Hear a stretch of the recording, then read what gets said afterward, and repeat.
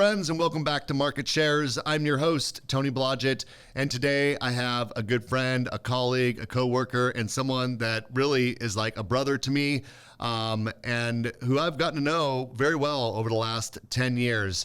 And so we're going to have just a really open conversation, dialogue about we're going to talk about a lot of stuff. We're going to talk about business building, recruiting, growth, mindset, and just, all the things that Sam and I talk about all the time in our daily lives that I think would be beneficial for our audience here. So I want to welcome Sam Ellsworth on to Market Shares. Sam and I, like I said, worked together for, over 10 years now, Sam. And, you're amazing. You're a champion of everyone around you. You're a consummate professional. You have done a really good job of really aligning with leadership all around the organization to help drive growth and mindset and all that stuff. So you got a lot to bring to the table, but I want to maybe just start at the beginning. When you first joined New American, it was different. It was a different company, right? I mean, you were like one of the very first retail loan officers, managers to join the organization, which at the time was a call center. So maybe just take us back, 12, 13 years when you joined, and, what was the mindset? What were you thinking? What brought you into this organization? And then we'll kind of progress from there. Yeah, Tony, hey, it's great to be on. I appreciate it. And I just thoroughly, for 13 and a half years, been with New American Funding. Taking and rewinding it way back, 13 and a half years ago, and I had a team of, there was about 30, 35 of us at the time. I was originating at a pretty high level. I was managing, and literally met Rick and Patty almost by mistake. Right. I had been running my team and subsequently looking for a new opportunity, and it presented itself through a friend of a friend. And so I ended up meeting Rick and Patty on a random Wednesday afternoon. And Patty sold me on New American and the vision. And at that time, I don't really know if there was a vision, right? I think it was kind of like, hey, we've got this consumer direct. We want to be in retail. We've tried a few times and it really hasn't kickstarted. And what are your thoughts? And what do you think? And at that time, I just saw and met some people, and you get this feeling, Tony, like you had a couple of times in your career when you made decisions. I just had this feeling that this was the right direction to go. So the mindset was more of, I really don't know what the future is going to hold.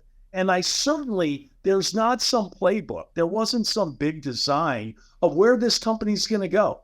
It certainly wasn't where we're at now, right? At that time, Patty's like, look, let's go ahead. Let's build one big flag here in Orange County in Southern California. And then from there, let's build 6, 7 branches around Southern California. Let's call it a day. That's good. Let's just hunker in and kind of triangulate SoCal, and let's stop there. And so, I didn't know what I didn't know.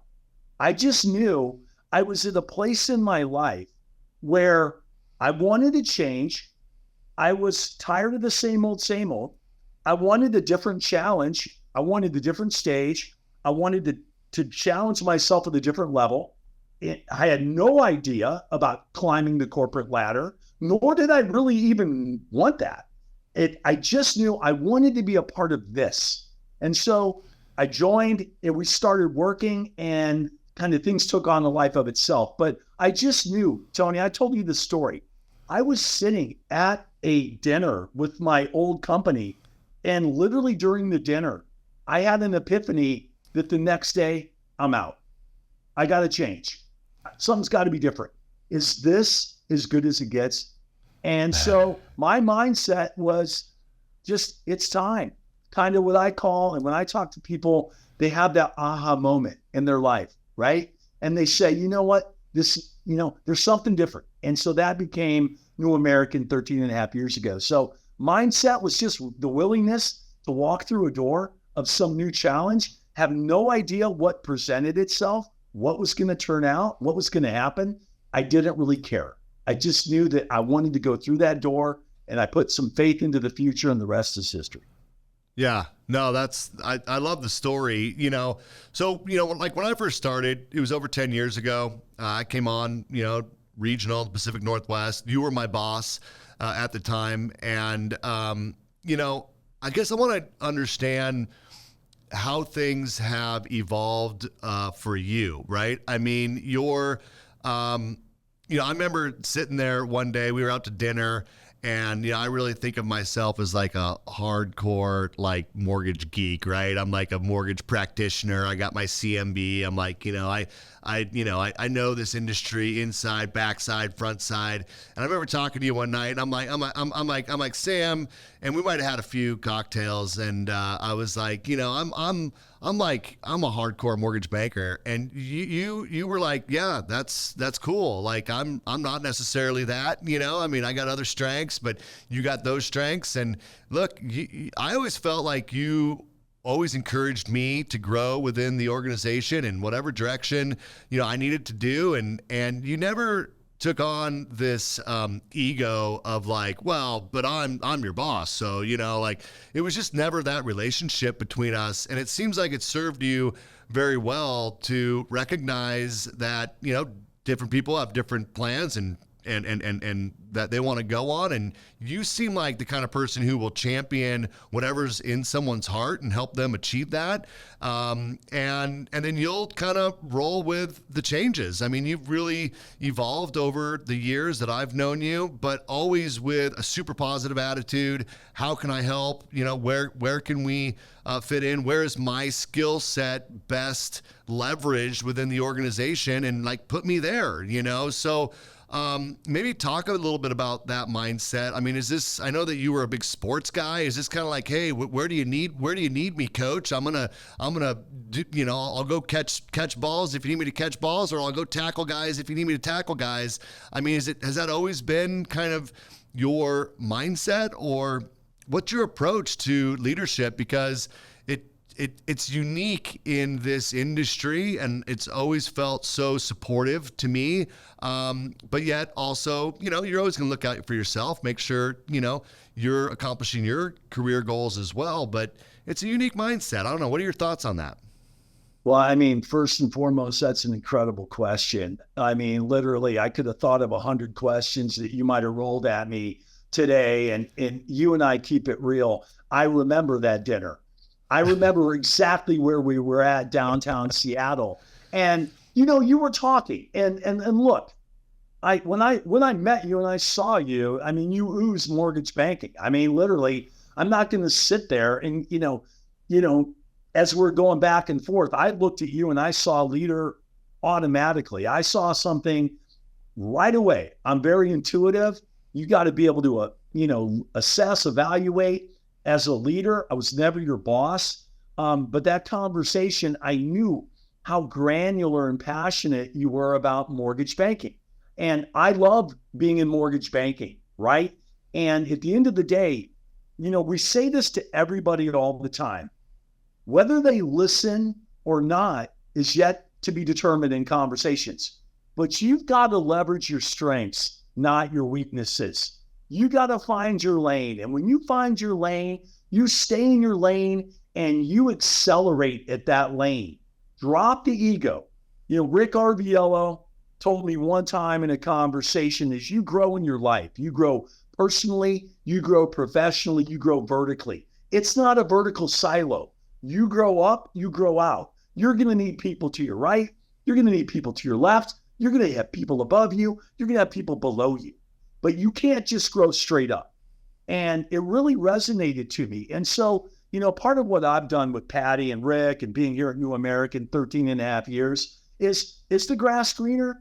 In my heart, no, it's not, right? But we did say this isn't really an infomercial for New American Funding. This was my why. My mindset was, look, as a leader, as someone that has been in sports their whole life, that was raised by someone that said, hey, it's we, not me. It's team. No I in team. I know those sound corny. I know those sound like a cliche, but that's how I was raised. I say it, I've said it before when I spoke and speak in front of teams and groups. You want to go far, or you want to go fast, go alone. You want to go far, go together, right? That's that famous African proverb. I believe in that. And as we've grown and I've watched you and others join the organization, you truly see that. And part of my job and part of my responsibility as a steward of the company, as a leader at the company, is to make sure we're grooming and mentoring and really helping those that want to grow and help the company build. Are we challenging them to grow? Are we making sure that they're competing, getting the best out of themselves? Are we really focused on helping somebody, improve and grow? And I feel like in your career and what we've done together, and I do consider you like a brother. I also consider it my responsibility, Tony, to help you grow in ways that maybe you mentor you. When we start getting to the molecular dynamics of secondary marketing and capital markets and things that you are innately passionate about, not that they're not important to me, they are, right? But you have that lane. We work great together. So to build chemistry and leadership, find your lane. Don't let your ego get over your skis and start, that whole message of it's important to be in the room. You don't have to be the smartest or the loudest to be in the room, but being in the room and do what you do really well and focus on that. And that can take you further in your career, but also as you get older, right? I'm using phrases now that I didn't used to use. You get older, and yeah, sure, I've got the beard. It's a little bit gray right now. But as you get older, the things that matter more, Tony, it's the small things. It's the mentoring leaders, having intentional conversations, slowing down, and really using your wisdom and experience. And if that can help someone like you and other leaders grow in the organization, and they understand that responsibility and they respect it, I'm doing my job. And to me, that's the beautiful thing about it. And, I've found a great niche here. I've found relationships, and I get up every day. I'm working with the divisionals, executive team of which I'm a part of, you being in sales leadership and watching you grow. That is what makes me truly happy. And I know in this industry, you get a lot of me, right? And I'm completely the other way. And I think knowing your lane, staying in that world, working really hard at it, and then just kind of focusing on that has really kind of been the key for me. Yeah. Well, and let me just be clear. I mean, it was a bit of my ego that led me to even say that to you in that conversation, right? But I learned by your response and your, embracing, that mindset that, Sam has a much better way of looking at this than I did, right? And because to me, I was kind of like challenging at the time, right? It's like, hey, man, like I know this stuff, better. Why are you, come on. I mean, I could be your boss. I mean, for God's sakes, and it's kind of that ego thing. I think that's what you actually said. I might have said that. Hey, I could be your boss, and I'm like, cool. But I bring it up because I think it's a reflection on you and how your mindset is, and say, look, man, if that's what's important to you, I'll help you accomplish the goals that you want to accomplish, And so that's why I bring it up. But like I said, not, I've grown a lot too in the last 10 years, and I've learned a lot. So, but it is a reflection. For those that don't know you, it's a part of you that I've really come to appreciate over the years as this industry evolved and things have evolved. You just always find a way of finding the positive in it and then supporting that, which, dude, I got to say it's just rare, man. I mean, it's really cool.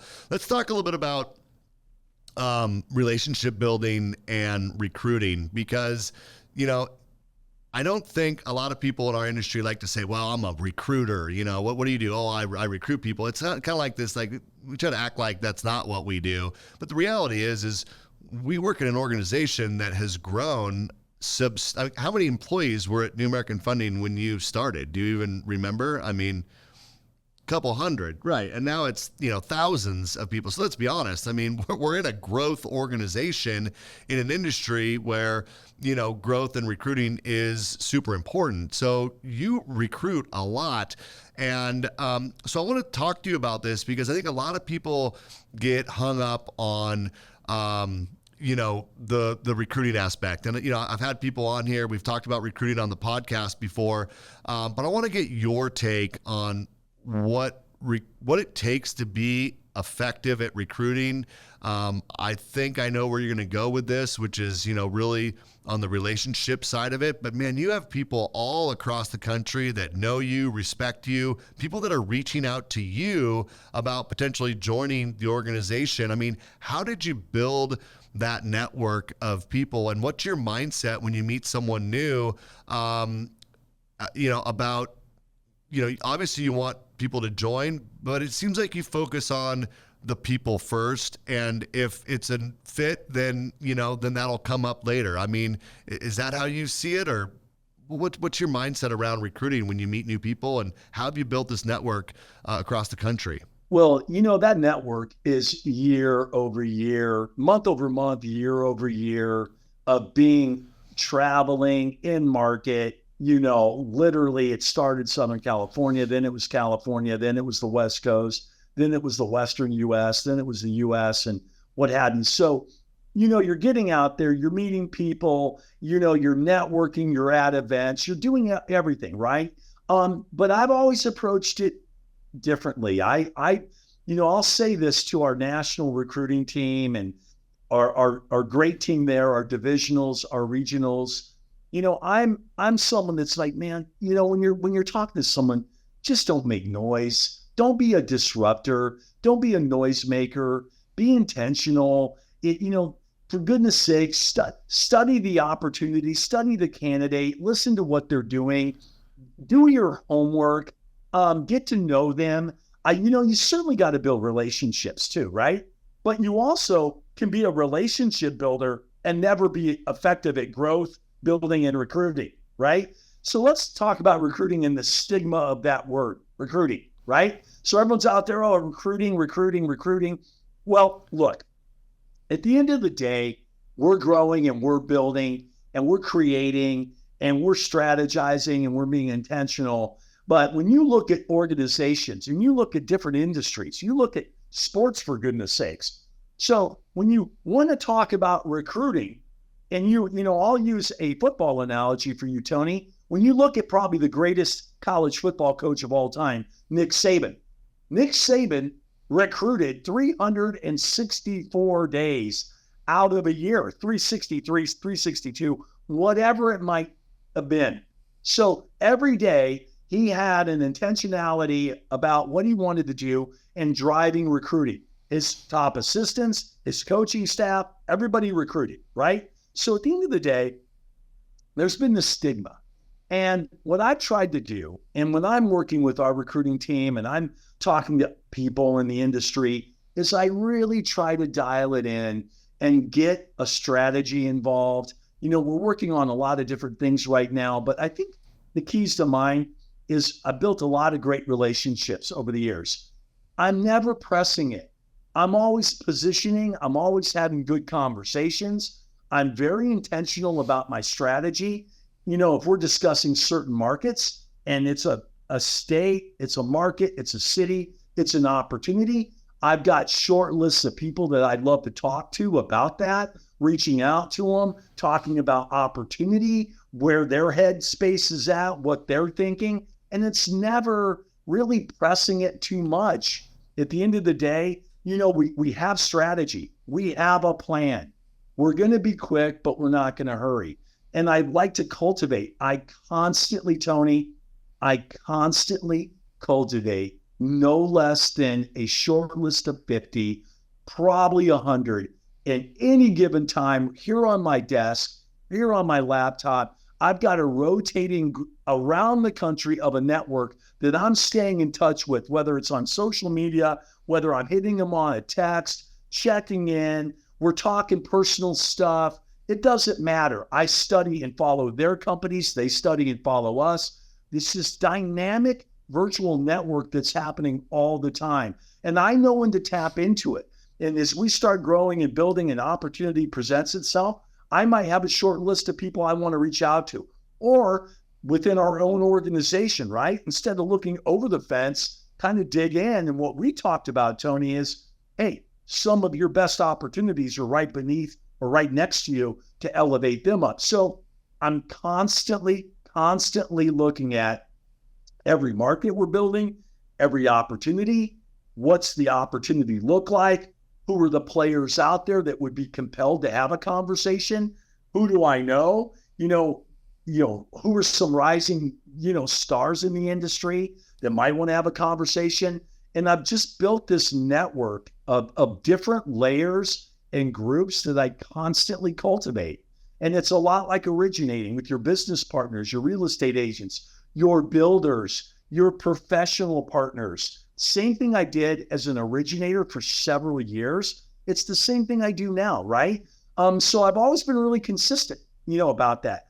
Every single day, I'm getting up, I'm looking at, okay, I've got a list of 50, 100 opportunities around the country. What phase are they at?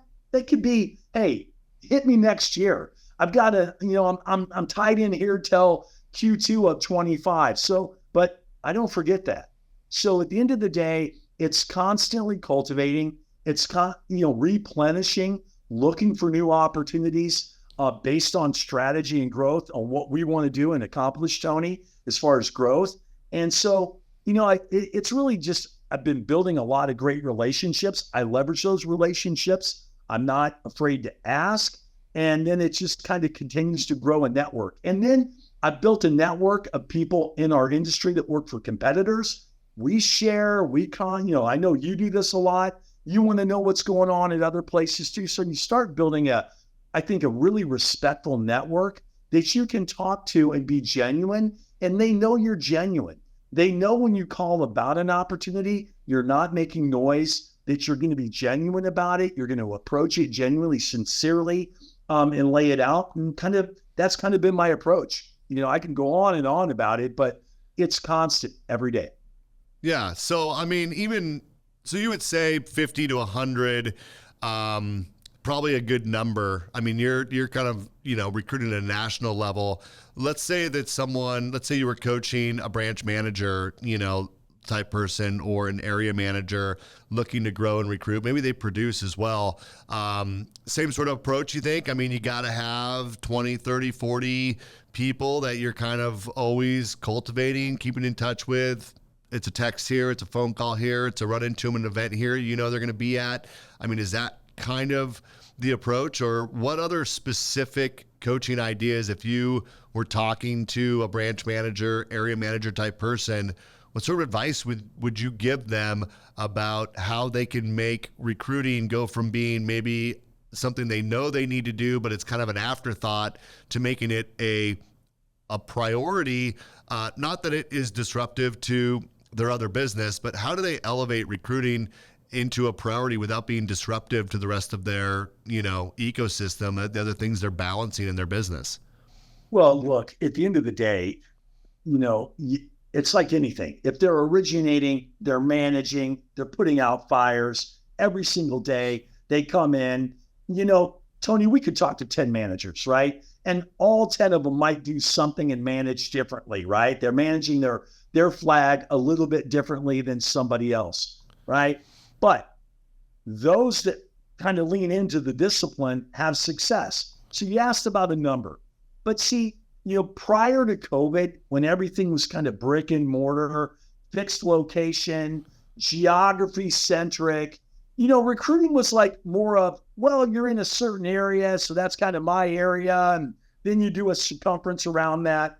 Then you had COVID, everything was remote. Now it's become virtual. Who really goes into the office? So now I'm a branch manager and I'm sitting here in Irvine in Southern California, and I'm thinking to myself, I want to build a branch. Well, pre-COVID, you're like, okay, Irvine, maybe Santa Ana area, a little bit Tustin, right? Then you get a short list of, candidates. So a little bit different discipline, right? Kind of the old way of recruiting. Today, you can go virtual now. people come in the office once a week, once a month, maybe. So now if I'm sitting in Irvine, California, and I've got a candidate or somebody I know in my network in Anaheim, Chino Hills, which, if you don't know Southern California, 25 miles away, I could have something on the coast. I could have something in the Inland Empire and Riverside, but I'm still building my flag. So, you can build a network of 20, 30, 40 people and stay in touch. It's a huge miss in our industry.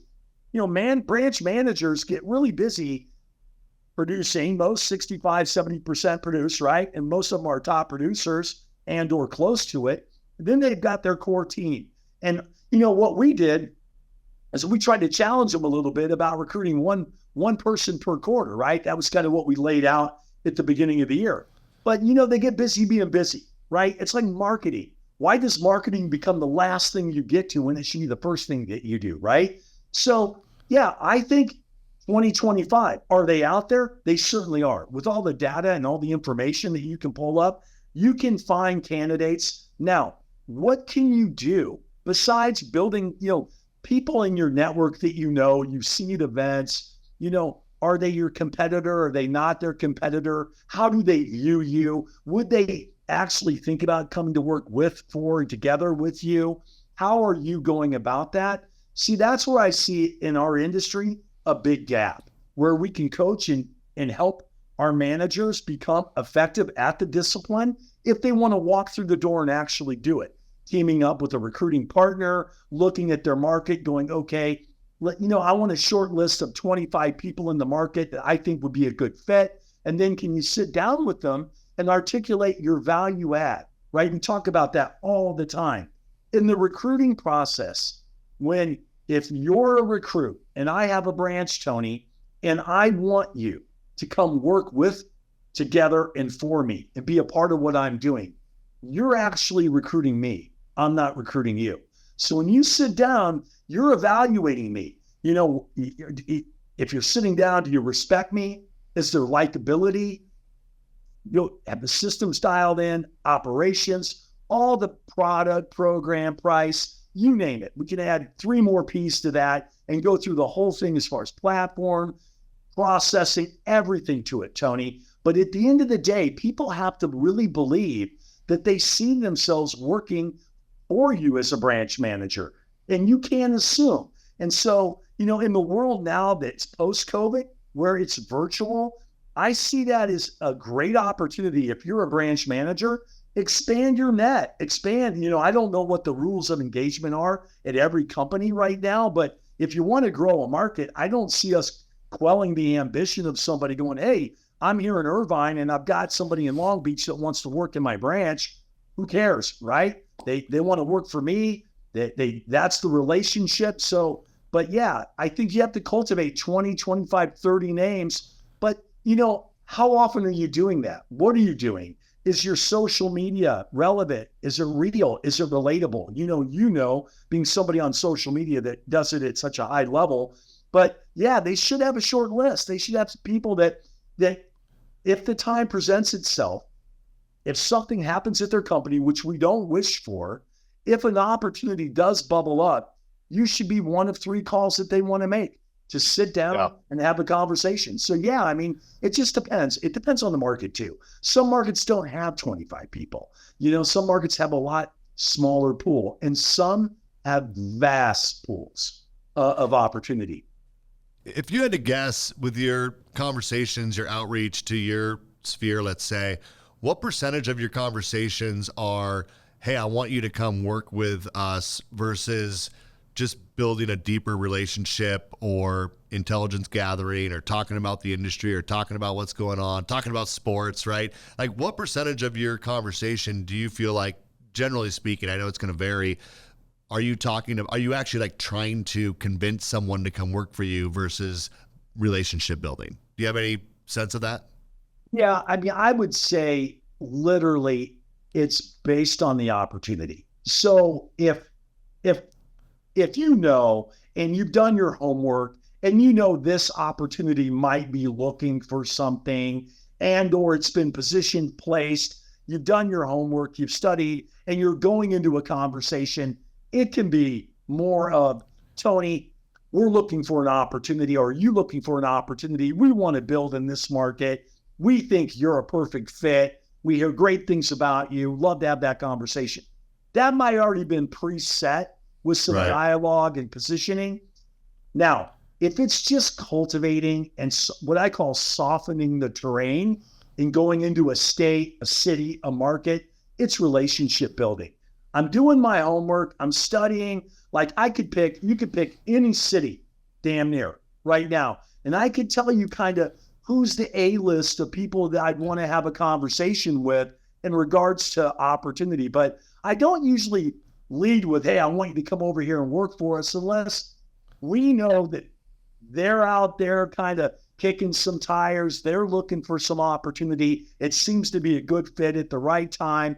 We need that position. We want that position. Conversation goes a whole different way. It's still personal, right? We still get to know each other on a great level, but that's much more intentional. But I'd say 75% of it is really just kind of building that network, relationship, what's going on, but more intentional, right? Not just, hey, we're kind of, we joke about it, but don't put yourself always in the friend zone, right? You get like, there's the friend zone. You're building relationships. We're cool. We hang out, we talk. It's great. But there's got to be some intentionality, because behind, in my mind, I'm thinking 1, 2, 3 steps ahead, potentially, if this person's a good fit. So don't kid yourself. I mean, I see people recruiting all the time, and they've got a sphere of 100 friends that will never come work for them or with them, but they're cool and they know each other. And I sometimes sit there and shake, well, wow, have you ever thought about maybe teaming up or partnering up, or, different conversation on growth here? You and I have had this conversation. And then there's people that come out just guns blazing, which is, that can be, off-putting too as well. Yeah, well, I mean, that was kind of the point of the question, right? I mean, I think there's this balance between, someone showing that they're definitely looking to make a move. You're going to be a little bit more, you're going to be like, hey, if you're making a move, you should seriously consider what it is that we have available here. We want you, here's why, and here's how it could work. But other people aren't, but yet there still has to be this idea of, we're building relationship, but I'm hoping that the end of this relationship is, if an opportunity ever comes up, we're the place you're going to consider. And there would be no way that they would know that that's important to you if you're not somewhat intentional about your conversation with them, right? So I think it's a really good point.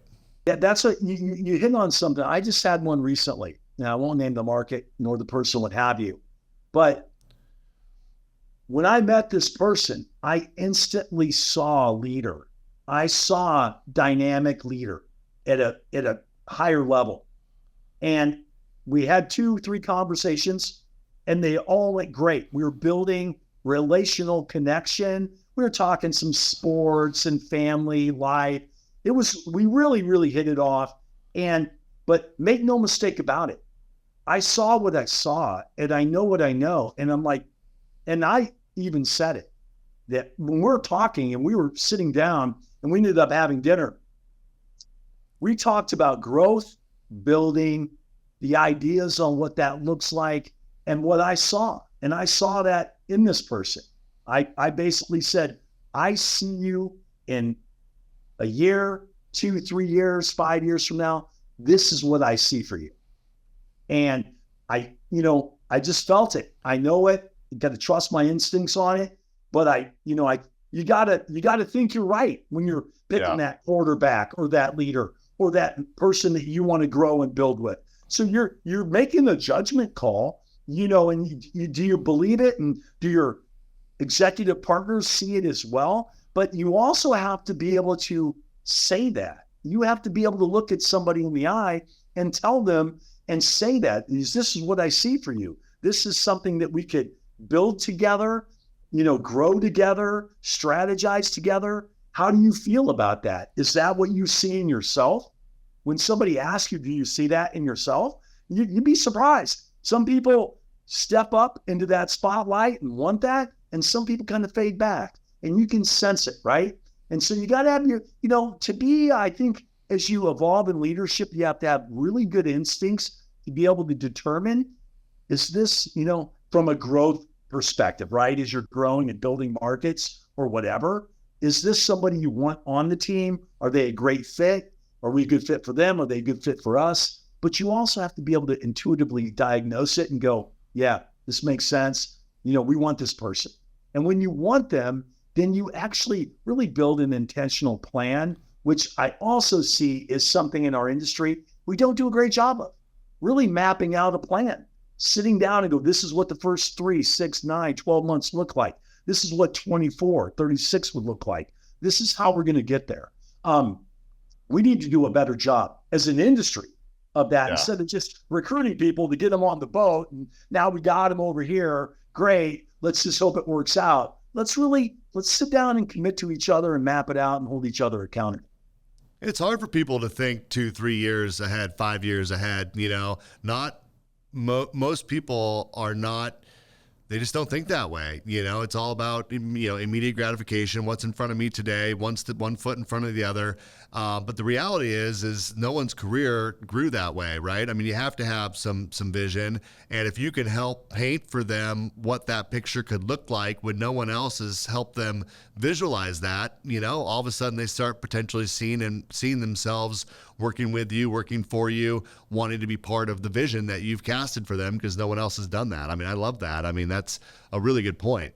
I mean, for everyone listening to this, sit down. If you're meeting with somebody and you're gonna set a meeting and you have an appointment, you're gonna get together and you've studied the candidate, you've done your homework, and or whatever it might be. It could be on a growth move, it could be infilling at your branch, it could be a new opportunity. When you sit down and you actually build a plan, a commitment to each other on what that's going to look like, how you're going to achieve it, it goes a long way. It resonates.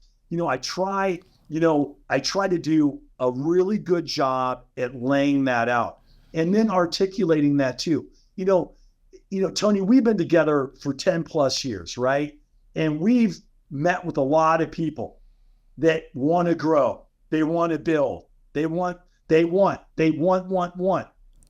But then when you peel the layer back, are they willing to do what it takes to get that job done? And, you can roll the dice and sometimes they're not willing, they say they are, but I don't have an issue. I'll sit down with somebody and really have a good, genuine discussion about the responsibility that we both have to each other to grow, right? If we're going to build this market, we're going to create something, we're going to work together, BM, area, regional, divisional. If we're going to do this, then let's do it. But let's commit to each other. And let's also accept the responsibility to each other that we're going to get the job done. And so, when you kind of level set that, I think people love that confidence when you're articulating that. And, it goes a long way to kind of creating the expectation of what you're thinking. Yeah. So one of the things about you that, two things. One is just weird. Like, you never put people's name in your phone. Like, I cannot believe that you look at Sam's phone and it's just all these numbers. And I'm like, how do you know who's calling you? He's like, I just know. And I'm like, do you ever get it wrong? He's like, once in a while, but not usually. You must just have a freakish memory or something to remember everyone's phone number. Have you started putting names in your phone? Or are you still? Yeah, Tony. Tony, I've evolved. I've evolved. I appreciate you just really throwing me under the bus there. But for the audience out there listening, I have like an elephant memory, like an elephant, man.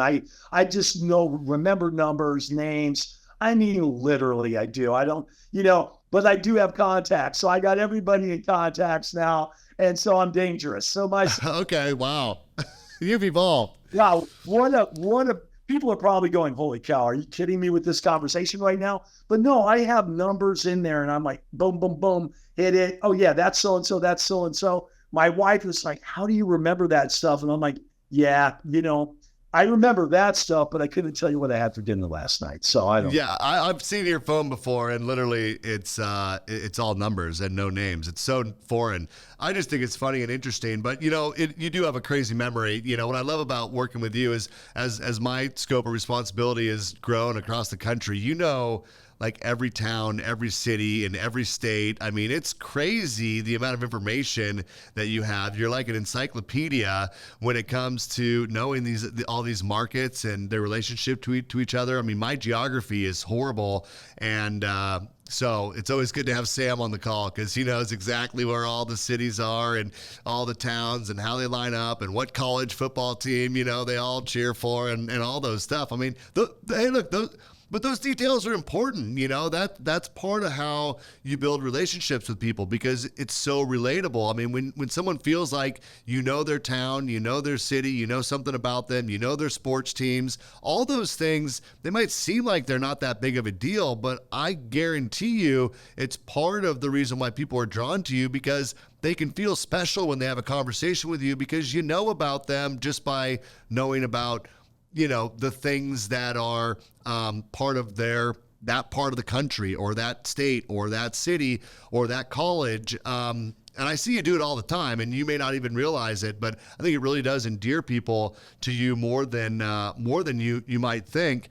So I think, it was funny. I was looking on LinkedIn or Facebook just yesterday and someone was putting recruiters on blast by the fact that they don't know anything about some of these candidates they're calling. I mean, I've had recruiters call me and ask me, if, they think I'm a loan originator. And I'm like, just spend like 1 second on my LinkedIn before you give me a call, maybe do that.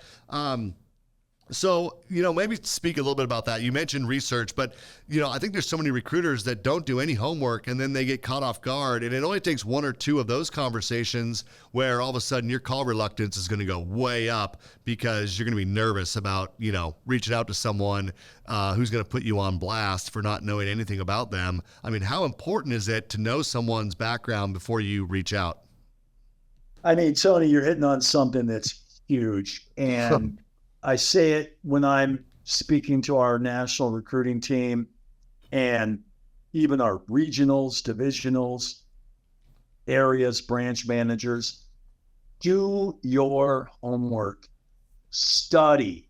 What's the plan? Like, just don't scatter. We've done, and most companies, I'm sure, have strategies on building, creating market. What markets do you want to go into? So you become really intentional, right? So what are the 5 or 6 markets in that state that we want to build?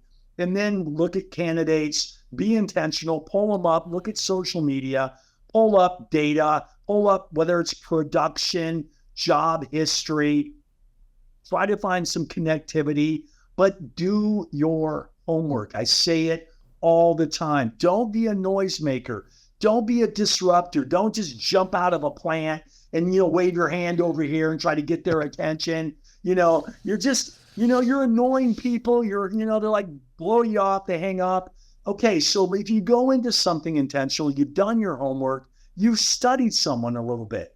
Now, and you make a call, and that's tough, right? And there's a aversion to that. But the more you can do that from any level, in whether that's recruiting, management, area, regional, divisional, the more that you can do your homework and study based on your goals and strategies, objectives to build, it becomes way more intentional. And the more intentional you make things, the less stress, the less anxiety. I was talking to a regional today, one of ours, this morning, and this regional said, I got this 30-second call reluctance. It's something I'm still fighting, right? A really successful regional that's done a good job, but they're still nervous about making some calls. And I'm like, look, so-and-so, that's a big miss. You've done a great job. You're building. No one tells a better story of the organization. And you're really likable. You're very real. You're relatable.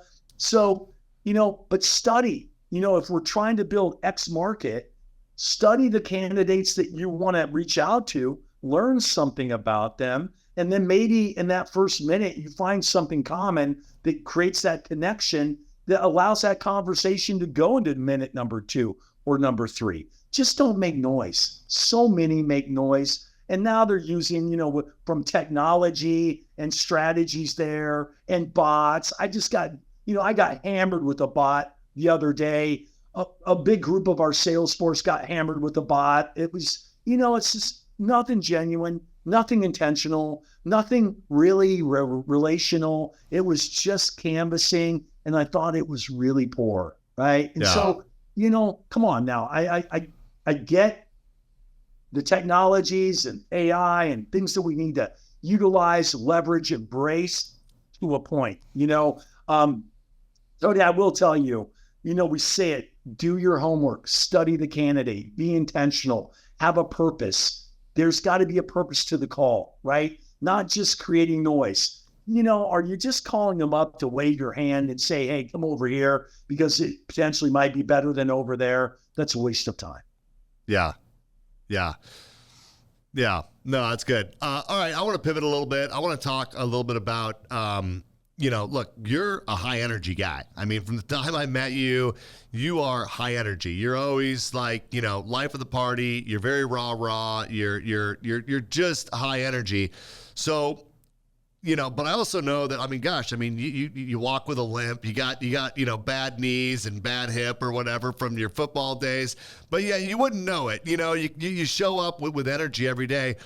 Let's talk a little bit about what you're doing there. You do like hot yoga. Like what's your health? How important is your health and your kind of, what are you doing for your mindset? Because man, you bring the energy you always have. And I know you work out, like talk a little bit about that and how important that is in order to stay, at the top of what you're doing. Yeah, I really appreciate you bringing this up because you and I both, on this journey together have really committed ourselves to health and fitness, right? Yeah. And, come on, I'm not getting any younger, right? And, you want to be relevant. You could take a few years off just by doing something with that gray. Yeah. No, I was telling our chief production officer the other day, I need some just for men. But yeah, this is going to be gone here in a day or two. It's driving me crazy.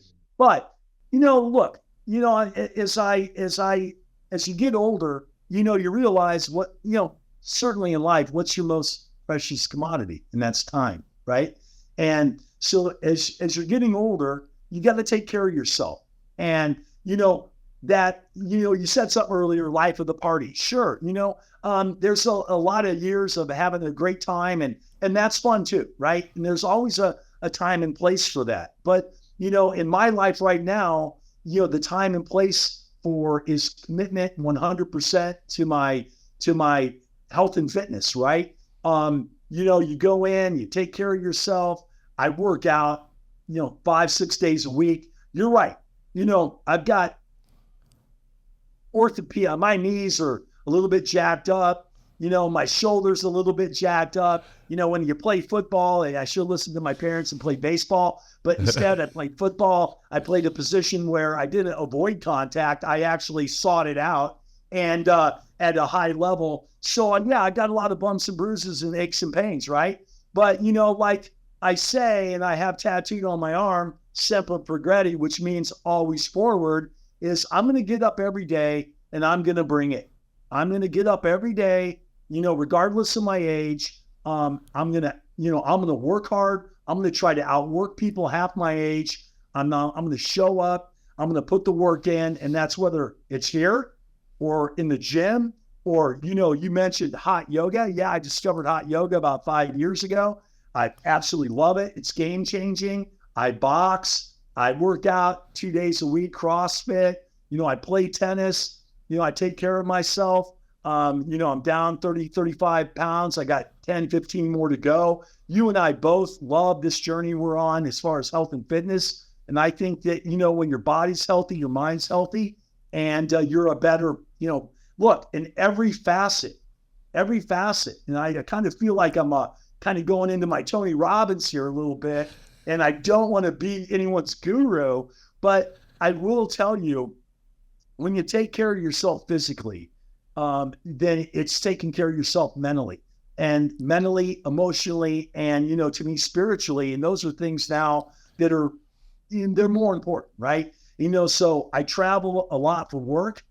So I take care of myself on the road, right? I make sure that I, try to stay somewhere that has a good gym, good facility, so I can get up early before my day starts. And or, when I'm done with the day, if I need to go home, I try to get in very early, not staying out late, taking care of myself. I want to make sure that we're productive, that we're coming in there with intentionality. But yeah, Tony, I have a lot of energy, man. I've always had a ton of energy, but now just taking care of myself, I feel fantastic. But yeah, it's a commitment. It's like everything else. You can say, yeah, I got it. Yeah, I got to do it.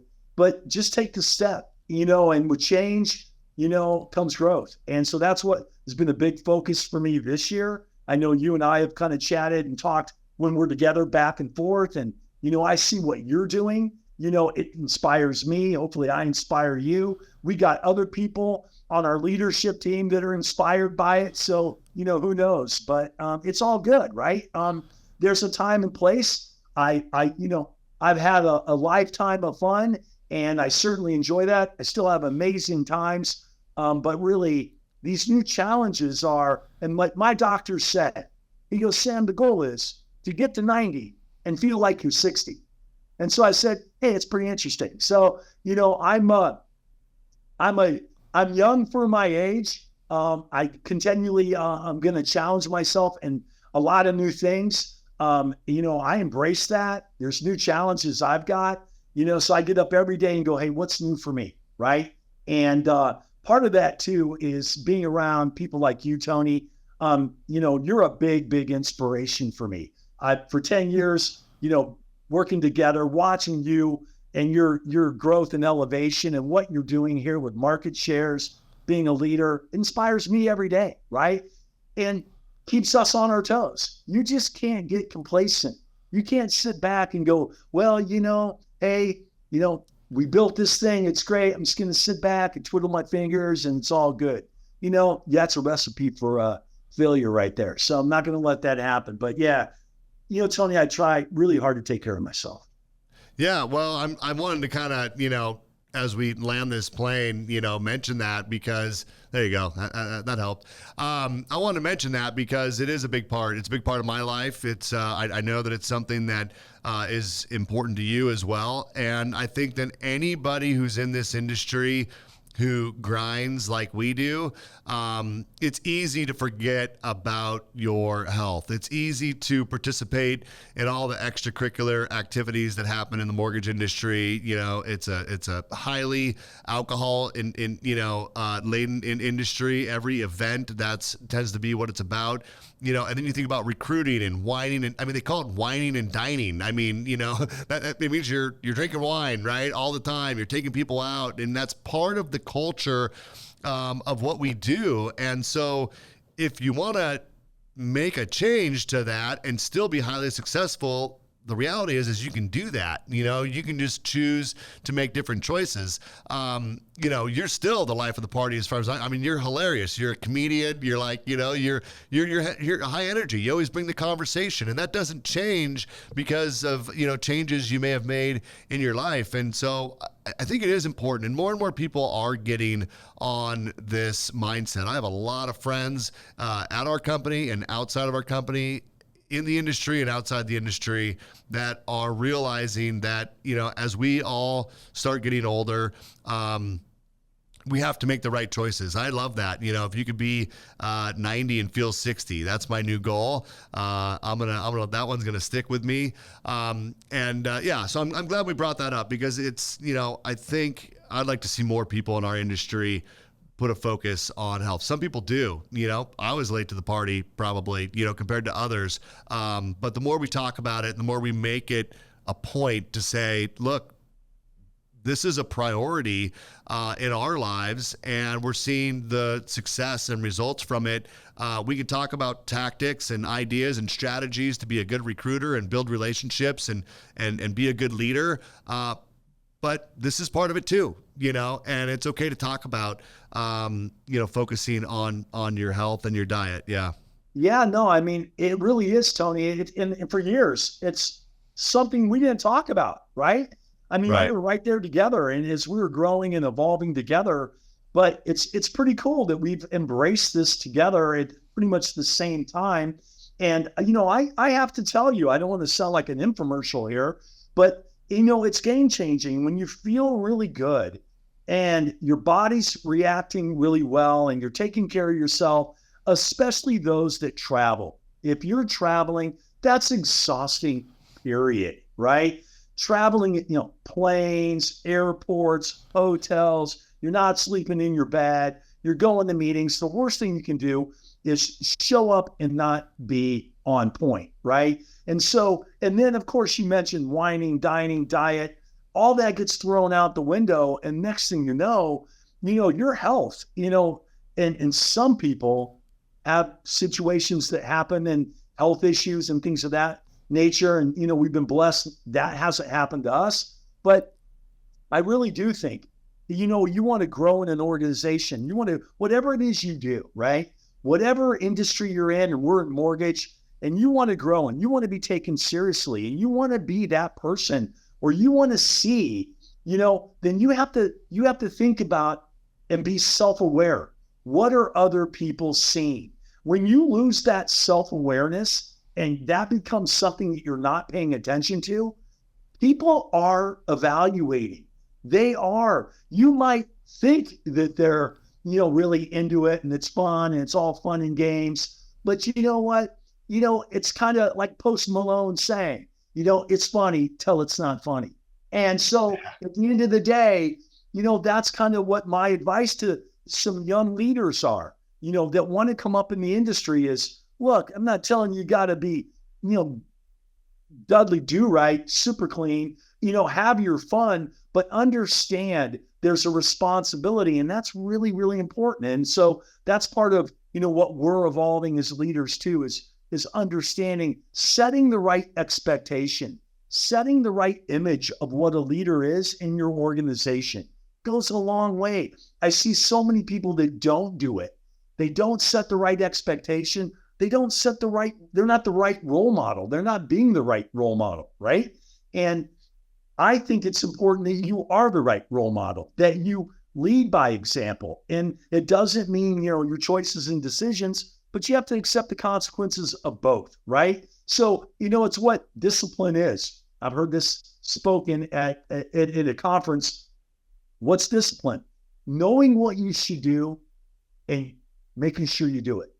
Knowing what you shouldn't do, can you avoid not doing it? That's discipline. So, it's kind of these new discoveries. And, I do want to give one shout out to Patty Arbiello, because Patty's always about, look, through change comes growth, right? If you're not changing, you're dying. And it's part of what we're doing as an organization, as organizations out there in your business. If you're stuck in a rut, you're doing the same old thing over and over and you want to change, step through the door. Good things happen when you challenge yourself to make some changes. And we've both done that. Others are doing it now. We're seeing, kind of the light bulb go off, so to speak. So if that's our impact, Tony, to help somebody see that, then we've done our job. We've done our job. We're being great leaders. 100%. Well, the last thing I want to touch on, and it's something you mentioned it just briefly, but it was so profound to me when we first talked about this, and is this idea of a lifestyle manager. And what I mean by that is that, and I had this belief in the past that I could work really hard for, a period of time, call it 2 years, 3 years, 5 years. And I would build up this team and this, process. And then I could kind of kick back and I could just enjoy the lifestyle that I had created for myself. And that is a myth, not only is it a myth, it's very dangerous mindset to embody, because, and we've all heard the saying, if you're not growing, you're dying. And I'm not saying you have to be growing, but you do have to be engaged and active, and I guess probably growing, because things are always going to change and shrink, and people get out of the business and something's going to change. So maybe just as we wrap up this, give me your idea around the dangers of being a lifestyle manager versus an engaged leader, and how people fall into that trap and what maybe you've seen it do to their career. Yeah, I have seen it. I have seen it over the years, right? And you watch people get a sense of entitlement. You watch them get complacent. You watch them, take things for granted. And those three alone, I probably could list 10 more, right? But you start seeing it happen. And that is you're entering into the danger zone as far as career, what you're doing, because in life, in the world we live in the natural world, there's always younger coming up. Things are always evolving. Things are always changing. That's a certainty in life. And I have seen our industry where people, over the years get a sense of entitlement or they're owed something. I have never been that way. I have always said, I'm going to make myself, put myself in uncomfortable situations. I'm going to challenge myself. Now, not everyone does that. People get complacent. They get very comfortable. They get comfortable being comfortable. And that's when you go into the ring like Tyson did against Douglas in Tokyo. He was comfortable. He was making more money than he ever made. He was the baddest man on the planet. And he just thought, you know what? I'm going to kick anyone's ass anytime. And then he goes into the ring and he gets somebody that was up and coming that didn't care. And what happened next? So at the end of the day, it's part of it. People, we've seen it. We've watched people. They get a title.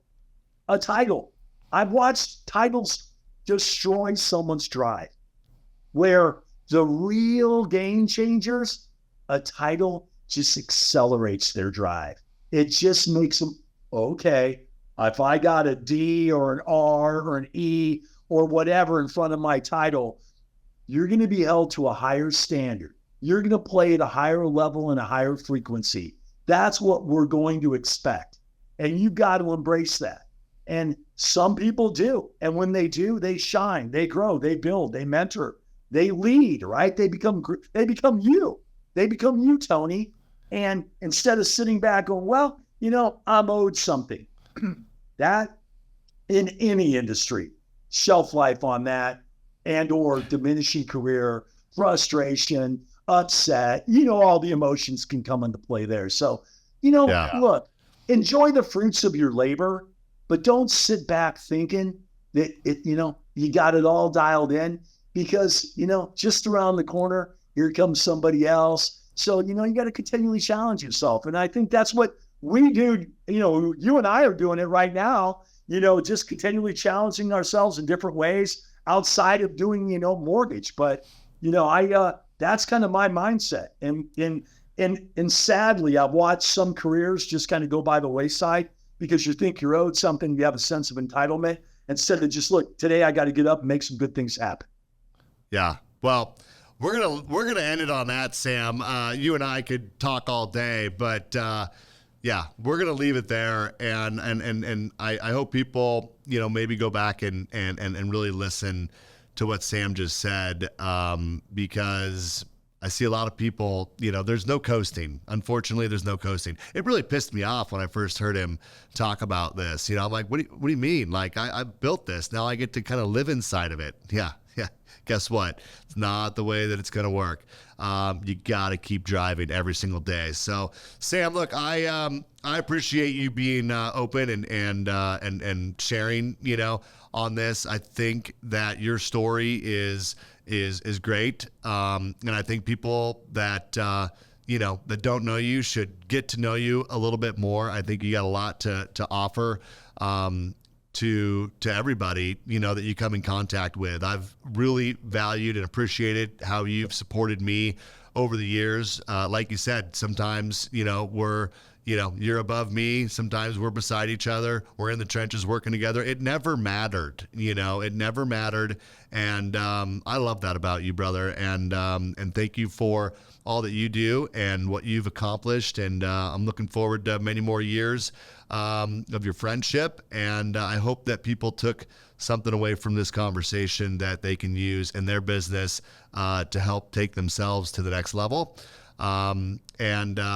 Maybe we'll have you on again in the future. It's always good to have conversations like this.